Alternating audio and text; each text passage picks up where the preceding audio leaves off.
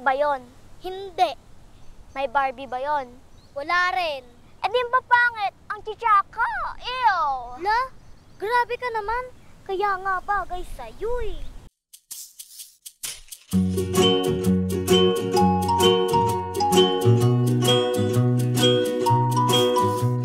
Sa ilalim ng Isla Perla, naninirahan ng mga sirena. Ngunit may isang naiiba.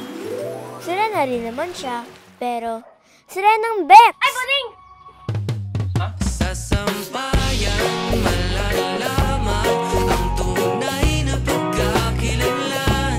Kapag pinagsama, lahat kayang-kaya. Maganda naman yung mga damit na yun ah. Ano naman?